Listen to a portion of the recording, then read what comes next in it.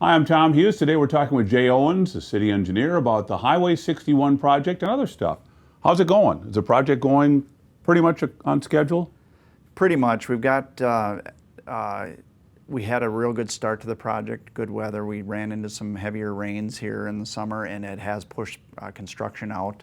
We are looking at, from opening the road main line, we're a couple weeks delayed, and even into late September for all of the construction to be done. But they're looking at right now trying to have the road completely open before Labor Day. So I'm gonna give you a little extra leeway, about the middle of September for a complete straight shot through town? We're hoping before that. We're hoping before Labor Day for that, but you'll see work going on into September, even into late September, but that will be hopefully on the edge where we just have to do some lane closures to barrel off to put light poles in. But for the road being open, both lanes with the left turn lanes, the temporary signals out of there, we were looking at before Labor Day to have that done. But it could creep into the first part of September, first couple weeks of September as well, depending on what the weather does to us here. If you've done any remodeling or building at home, you know how that works. Yeah, I mean things happen. Things happen, and there are delays. And we started out, we were right on schedule for the first months. We got a good early start to things, through May and June, and then things. With the rains that we had, actually, and I've said this at our meetings, they were large enough rains that it pushed the project off, not only the day of the rain, but another day, just because things got so wet and hard to work on, hard to build road on a soft subgrade. They were actually losing a couple days during the rains. So I saw one day where we were thinking about putting a water slide in. Yeah, we had. Wow. Yeah, we had some flooding at our low point there at Franklin. This week they've been finishing up that storm sewer. The reason that flooded is because there was some temporary connections made that were that now have been changed over to the final storm system. We've got more intakes there today, and we've got the proper size pipes, and those temporary connections have been taken out. So we should be in good shape for handling that hydraulics and the amount of water coming to that low point. So, but yeah, I know what you're saying. It was wow, and there's pictures of it. I drove by there and I was like, wow, I bet you could go fishing in there. Yeah, and then it did drain down. It just took some time, and now we feel good. We've got that storm system put in place. So because it came down like crazy. I mean, it was fast rain. Yep. I've heard a lot of positive comments from business owners that their businesses really haven't been affected too much. Yeah. And we've heard that as well. There are some businesses that are affected more. There's some that are very isolated. There's no question. Without the back entries on the north side, the south side businesses had a much easier time through construction with the alleys and the coming off of 3rd Street. But on the north side, like the salmon beds and the motorsports, those are tough spots. There's no alley access to them. And we're really trying to work with them as best we can, and we understand their pain. But once it's done, it's going to be great. Once it's done, we're done with this corridor, this portion. We'll move into the downtown next year, but once it's done and put back in place, we're just really working toward that and want to get things kind of back in order before Labor Day. So, Jay, how about the Old West Main entrance there?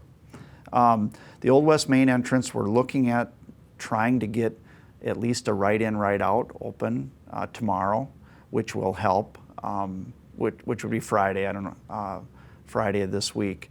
If we can get that open, that would be open for a couple weeks before we do the final paving. So it's not a full signal opening, with all full movements, left turns and all that. But at least and egress, access to get in there will be a help. So that'll help a lot, I'm sure. Yep, that's what we're working toward right now. They're building that road. And can you tell me a little bit about the Dairy Queen drive-through? Yeah. That was a big concern for me. Yeah, sure. Yeah, I can talk about that. We met with the owner of Dairy Queen to move the driveway access up the road a little bit because he was having issues. Of course, everyone remembers the old driveway came in right off the highway directly into his drive-through, and people would back up onto the highway waiting in the drive-through line. And he said he really lost a lot of business because people didn't want to do that. So he wanted a longer drive-through. He ended up purchasing the Liquor King property, and is going to reconfigure his drive-through so it's longer, but it's all behind the sidewalk, so they're not Oh. backing up onto the highway.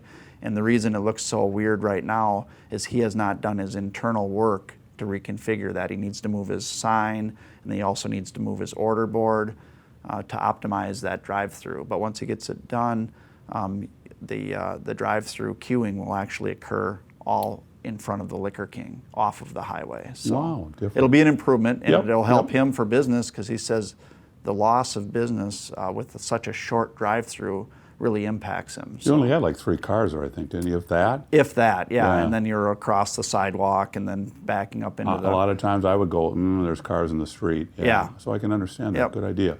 How about the bridge project? Should we talk about that for just a second? Yeah, The Eisenhower, or what is that bridge called? yeah. Well, the current one is the Eisenhower Bridge. We haven't named the new one. Tom Hughes Bridge would be great. Okay, well, if you I'll want to put. use that. I'm getting a few suggestions, so I'll put that down as one of Okay.